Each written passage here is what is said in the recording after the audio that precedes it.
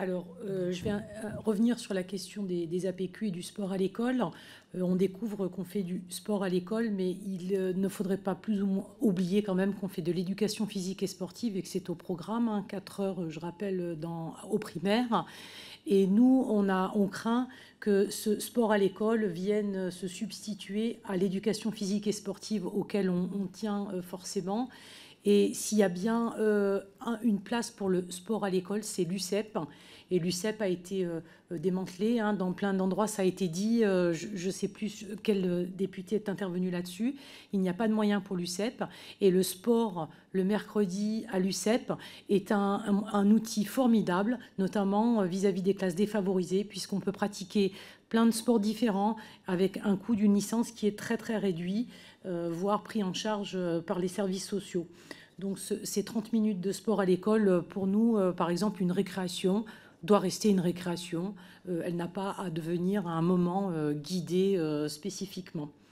Et on tient, je le redis, à l'EPS. Alors sur la ruralité, on va se retrouver effectivement dans beaucoup d'endroits sur des classes, des écoles, pardon, une classe, voire 2 classes, et qui vont avoir des multiniveaux. Nous, on n'est pas du tout opposé à la question du multiniveau, hein, c'est une richesse.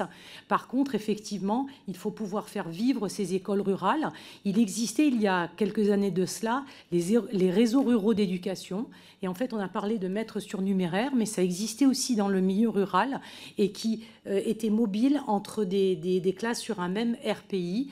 Et ça, c'est très, très intéressant, puisque ça permettait de rompre l'isolement de ces enseignants qui sont seuls ou à deux dans leurs écoles et de pouvoir faire des sous-groupes de remédiation ou de pouvoir faire des disciplines spécifiques. Donc, on est bien sûr favorable aux maîtres surnuméraires et aussi en milieu rural. Sur l'école inclusive, il y a la question des AESH. Mon collègue l'a dit, ça a été dit. Il y aura déjà une bonne partie qui sera réglée quand elles auront, je dis elles parce que c'est 95% de femmes, un statut. On précise avec un 24 heures temps complet, parce qu'il y a plein d'activités annexes, qu'on dit connexes, heures invisibles, ce que vous voulez, mais qui font partie intégralement de l'activité de l'AESH. Donc, quand on aura réglé la question du statut et un 24 heures à temps complet, sans double employeur, c'est-à-dire qu'on est absolument contre les mélanges avec la territoriale, ce ne sont pas les mêmes métiers.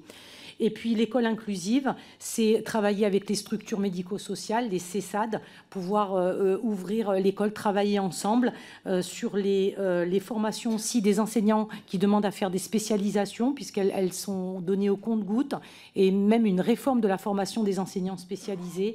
On parlait de formation.